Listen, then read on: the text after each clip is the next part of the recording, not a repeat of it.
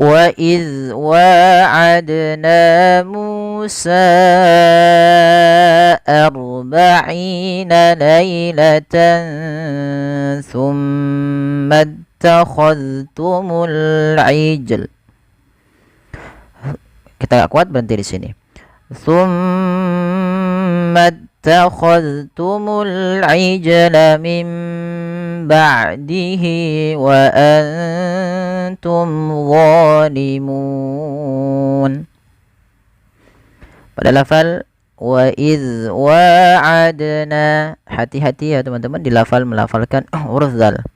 Jangan sampai kita memantulkannya atau menggantinya dengan huruf zai. Ini dua kesalahan yang sering termuncul pada lafal pembacaan zal yang disukunkan. Contoh memantul bagaimana? Wa iz faraqna, itu yang pertama. Yang kedua wa iz faraqna. Maaf, wa iz wa'adna. Bukan ya, di sini wa iz, misalkan memantul wa iz wa'adna, itu mantul. Sering terjadi kesalahan. Atau wa iz wa'adna,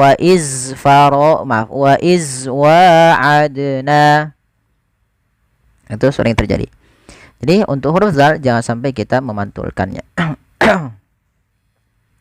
Kemudian pada lafal wa'adna, wa mad tabi'i, yaitu adanya fathah bertemu alif kecil di sini. Oke, maka kita baca dengan bacaan dua harakat. Wa, untuk waw itu sebenarnya ada lebih menyempurnakan dengan memonyongkan sedikit bibir kita ketika melafalkannya. Wa untuk menyempurnakan dan merealisasikan makhraj daripada huruf wa itu sendiri.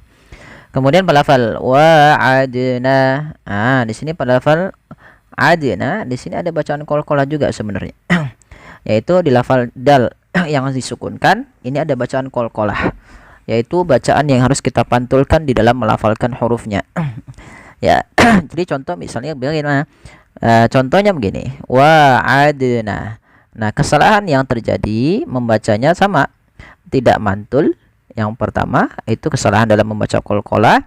Yang kedua dia menambahkan hamzah. Contoh yang pertama wa'adna, tidak memantul.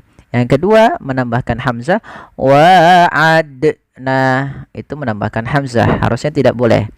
Harus bagaimana? Wa'adna, adna, bukan adna, bukan, tapi wa'adna. Kemudian pelafalna, pelafalna sendiri ada bacaan mad tabi'i, yaitu panjangnya dua harakat, ditandai dengan fathah bertemu dengan alif. Kemudian Musa ada mad tabi'i juga, yaitu pada lafal mu dua harakat. Kemudian pada lafal Musa arba'ina, pada lafal sa arba'ina di sini ada namanya hukum tajwid berupa mad jaiz munfasil. Kenapa dinamakan dengan mad jaiz munfasil? Karena disebabkan pada lafal sa ada mad tabi'i bertemu dengan huruf a atau bertemu dengan huruf hamzah.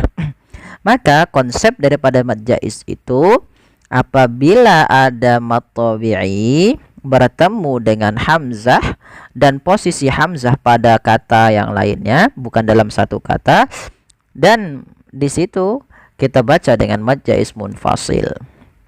Panjangnya adalah 4 harokat atau 5 harokat. Maka Musa arba'ina. Kemudian pelafal arba'ina hanya tipis, rohnya tebal. Maka di sini ada bacaan namanya ro tafkhim. Ro yang kita baca dengan bacaan tebal. Tidak dibaca arba'ina tapi ar. Maka arba'ina, bukan arba'ina tapi arba'ina. Kemudian pada lafal aina ada mad tabi'i, yaitu ditandai dengan kasrah bertemu dengan huruf ya. Kemudian pada lafal lailatan tsumma takhadtumul ijl, di sini pada lafal laila ada bacaan lin ditandai dengan huruf ya yang didahului dengan huruf fathah. Kemudian pada lafal tan tsumma ada bacaan ikhfa. Nah, ikhfa di sini ikhfa-nya langsung ke huruf sin, maaf ke huruf ta. Yaitu cara membacanya tan awalnya lailatan, ketemu saat tidak jelaskan suara n-nya, tidak jelaskan suara nun, tidak dibaca lailatan summa, tapi disamarkan, maka dinamakan dengan ikhfa. Ikhfa itu bacaan kita antara bacaan izhar dengan idgham. Kalau izhar itu suara nunnya jelas, kalau idgham itu dimasukkan. Sehingga dia disamarkan tengah-tengahnya. Lailatan su, langsung ke huruf sa-nya. Sambil ditahan 2 harokat. Lailatan summa takhadtumul. Ya, di sini lafal summa takhadtum. Ya, di sini ada lafal summa, yaitu summa.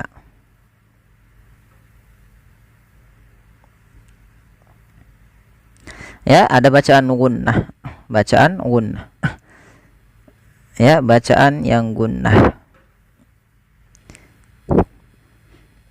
Yaitu bacaan gunnah apa? Kapan terjadinya? Ketika ada mim, mim berharakat tasydid. Cara membacanya ditahan suara mimnya. Summa. Nah, langsung ke ta. Summa takhadtumul. Ini jangan summa takhadtum, jangan diidghamkan ke huruf ta, tapi zalnya ditampakkan dengan jelas. Summa takhadtumul ijlah. Meskipun ada di riwayat lain itu mengidghamkan, tapi kita tidak mengidghamkan, tapi membaca dengan zal jangan jelas. Sama zal di sini jangan sampai mantul lagi sebagaimana yang di awal ya. Itu kesalahan 2 tadi tidak boleh terulang. Di lafal zal sukun. Kemudian pada lafal al-ijlah di sini ada bacaan alif lam, yaitu alif lam di sini kita namakan dengan alif lam qamariyah, yaitu alif lam yang kita tulis dan kita baca dengan jelas. Ijlah ada qalqalah. Membaca qalqalah sama tidak boleh tidak boleh ada tambahan hamzah atau tidak mantul, itu kesalahannya. Kemudian pada lafal mim ba'dihi ada bacaan iqlab.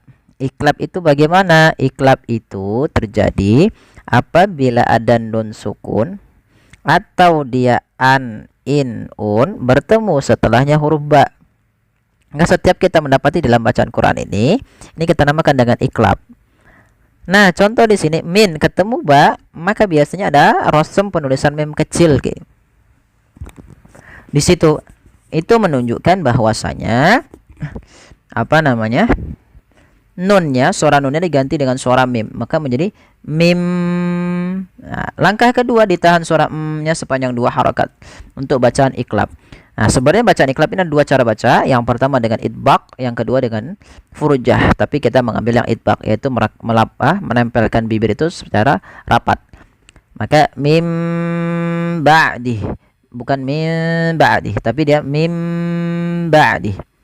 Ya, ditahan 2 harokat. Kemudian lafal hi, mim ba'dihi ada mad silah qasirah, yaitu mad yang kita lihat terjadinya kapan? Ketika ada hak dhamir. Nah, ditandai dengan setelahnya ada ya kecil seperti ini. Ini ya kecil seperti ini. Itu dipanjangkan 2 harokat, maka kita namakan dengan mad silah qasirah. Kemudian wa antum zalimun, dan sukun bertemu ta, maka tadi kita baca dengan bacaan ikhfa. Sebagaimana lafal lailatan summa. Ya, kita ikhfakan ke huruf ta. Mim mati bertemu dha, izhar syafawi. Wa antum dha, wa antum dha. Ya, harus jelas. Kemudian zalimun, hati-hati jangan dibaca dengan zalimun. Ini sering terjadi.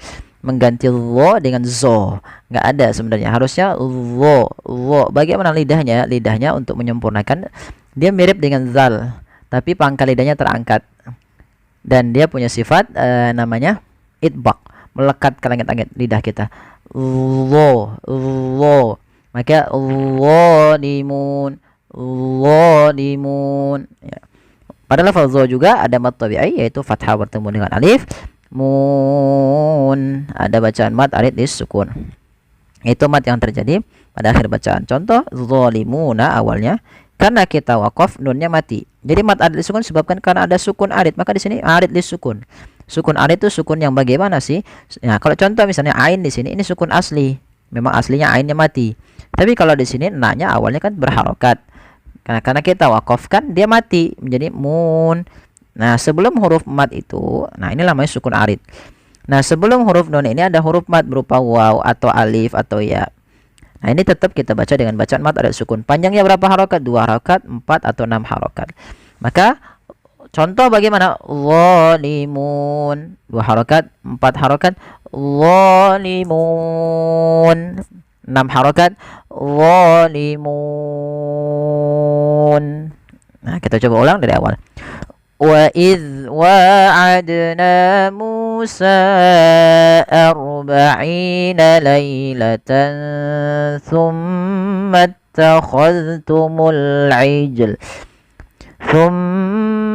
اتخذتم العجل من بعده وأنتم ظالمون.